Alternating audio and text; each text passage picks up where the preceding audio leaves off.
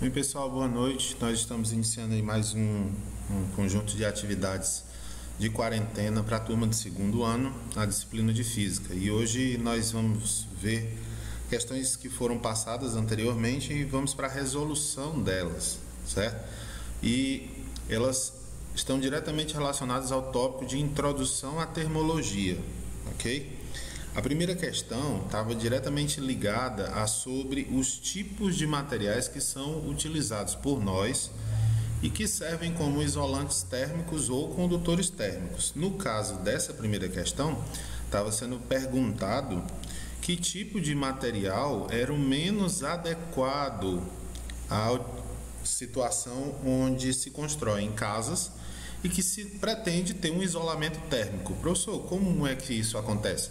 Por exemplo, nas casas que se situam na região sul do nosso país, Rio Grande do Sul, Santa Catarina, eles constroem as suas casas, suas moradias, utilizando materiais que isolem termicamente o interior, fazendo com que o interior se torne mais quente em relação ao ambiente exterior.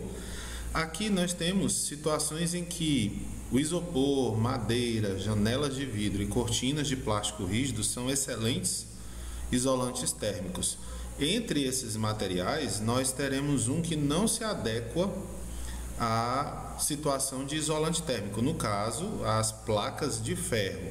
Até porque não é muito comum nós vermos a construção de residências utilizando placas de ferro. A gente vê a ferragem da casa sendo colocada na sua edificação, mas como isolante térmico, eu pelo menos não tenho conhecimento. Enfim, é uma situação hipotética. Vamos ao próximo. A situação número 2, ela está relacionada diretamente ao conceito mais básico da termologia. Inclusive é uma questão de vestibular da Universidade Mackenzie de São Paulo. E ele traz no enunciado aí as informações relacionadas ao físico irlandês, conhecido como Lord Kelvin, né, de nome William Thomson, mas ele era mais conhecido como Lord Kelvin. E o nome dele, esse apelido, na verdade, ele deu origem a uma escala de termologia chamada escala Kelvin, uma escala que se mede a variação de temperatura que nós vamos estudar mais à frente.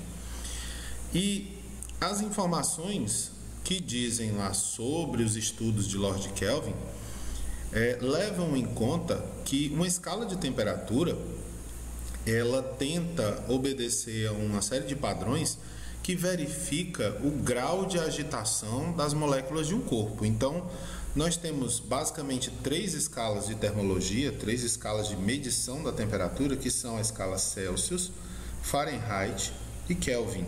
Nas três se faz a mesma coisa.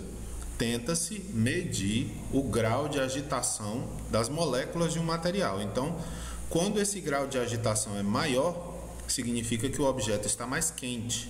Quando esse grau de agitação é menor, significa que ele está mais frio. Logo, nós temos como resposta o item E. Temos aí uma questão que é bem semelhante, embora não seja de vestibular, mas é bem semelhante. Ela é bem sucinta quando ela pergunta como é a definição correta de temperatura. Ora, se nós acabamos de ver isso na questão anterior, é claro que fica evidente que o conceito para a temperatura vai ser o grau, a medida que se faz do grau de agitação de partículas de um determinado corpo ou de um determinado material. Então, quando você vem com as informações que dizem respeito sobre o grau de agitação de um determinado conjunto de partículas daquele objeto, daquele material, você tem aí o conceito básico de temperatura. Então, nessa situação aqui, nós teremos a opção E como sendo a opção correta, que diz que é uma grandeza associada ao grau de agitação das partículas que compõem o corpo, ou seja, quanto mais agitadas, maior será a sua temperatura. Da mesma forma, em sentido contrário, quanto menos agitadas, menor será a sua temperatura.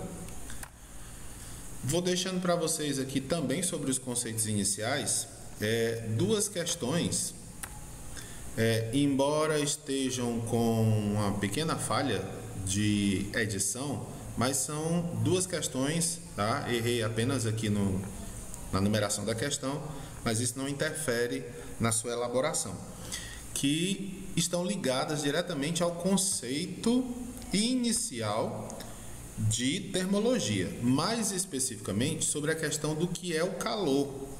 E o calor a gente sabe que está relacionado à energia, transferência de energia, ok? Peço que vocês leiam com bastante atenção o enunciado das duas questões, certo? Que ambas trabalham diretamente com o conceito do que é o calor.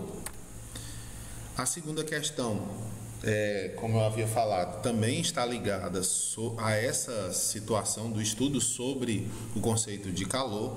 É uma questão que ela tem os moldes muito semelhantes a questões de vestibular, embora seja de elaboração própria, mas ela obedece os moldes que se tem nas questões de vestibular. Observem, por favor, o enunciado da questão, mas observem também as informações que existem nessa tabela. Serão muito importantes para que você consiga responder essas questões, ok? Ademais, eu gostaria de agradecer a todos, fiquem com Deus, estudem bastante, um forte abraço e até a próxima.